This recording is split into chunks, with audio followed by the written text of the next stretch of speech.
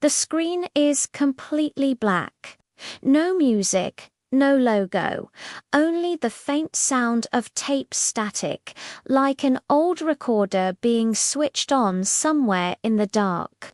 3 slow beeps echo, distant and metallic. Then white text fades in, flickering like a corrupted security monitor. Midnight files, Kazi 001. A low bass hum begins to rise, almost felt more than heard. The narrator speaks calmly, controlled, emotionless. Tonight, we open a file that was never closed. A disappearance with no struggle, no witnesses, no answers. A normal girl, a normal night. And then nothing. The image slowly reveals an aerial shot of a small American town at midnight.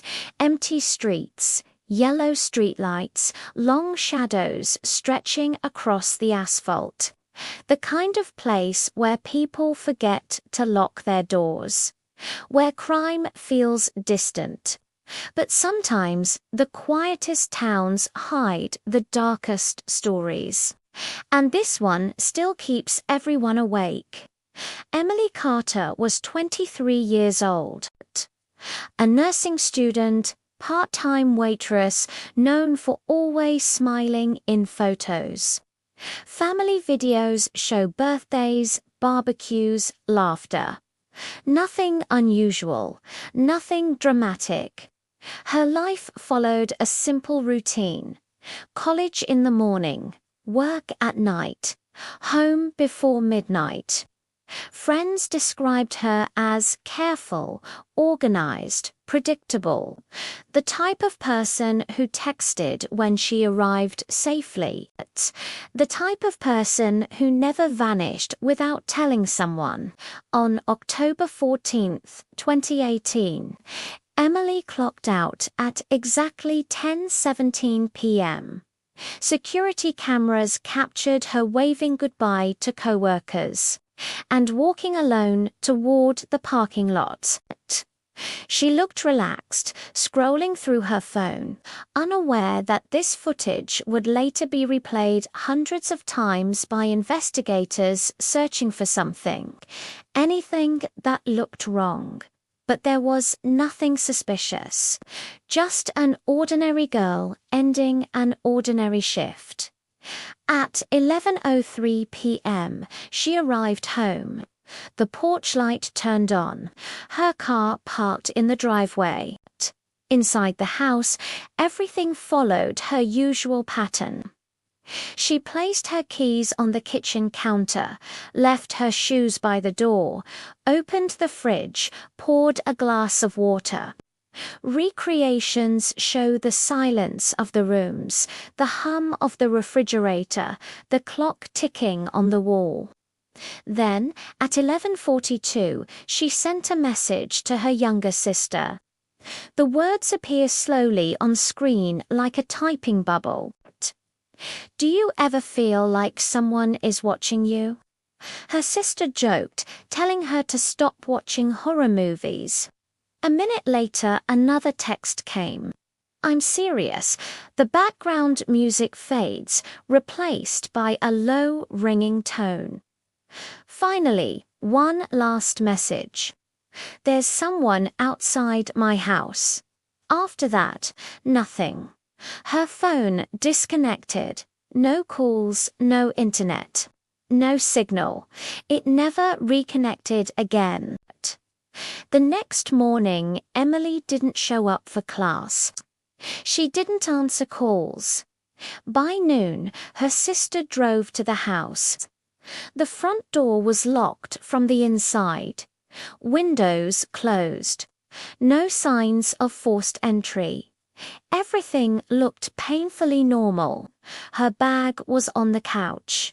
Her jacket hung on the chair. A half-finished mug of coffee sat cold on the table. It felt less like a crime scene and more like someone had simply stepped out for a second. Police officers later described it as too clean.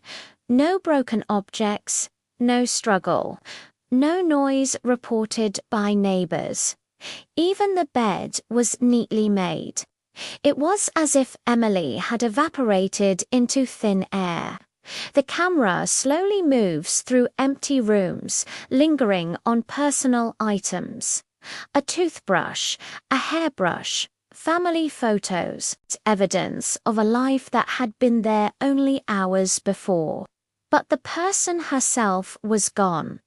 Search teams worked for days. Dogs tracked her scent to the driveway and then lost it completely. Helicopters scanned the woods. Volunteers combed nearby fields. Nothing. On the seventh day, a farmer reported an abandoned car near an old closed motel miles away. It was Emily's vehicle, doors unlocked, no damage, but the inside had been wiped clean. No fingerprints, no DNA, no clues, as if someone had erased every trace on purpose. On the passenger seat, police found a small voice recorder, dusty old. When they pressed play, only static came first. Then footsteps, breathing, and a whisper, barely audible. If you're hearing this, don't look for me. The recording stopped abruptly. No date, no explanation. Investigators could never determine when it had been made or why Emily would say something like that. Weeks turned into months. Suspects were questioned and released. The ex-boyfriend, a co-worker, a neighbor who owned security cameras. Every lead collapsed. The story slowly faded from national news, but the town never forgot. Parents began locking doors earlier. Streets emptied faster at night. People checked over their shoulders walking to their cars, because the scariest crimes aren't the violent ones, they're the ones that make no sense. The ones that prove someone can disappear without a trace. Years later, Emily's bedroom remains untouched, clothes still in the closet, books still on the desk, waiting. Like time stopped the moment she left. The screen returns to black. Static grows louder. The narrator whispers one final line. Some files aren't solved. They're abandoned. And somewhere out there, Emily Carter is still missing. Case status: unsolved. The tape clicks off. Silence.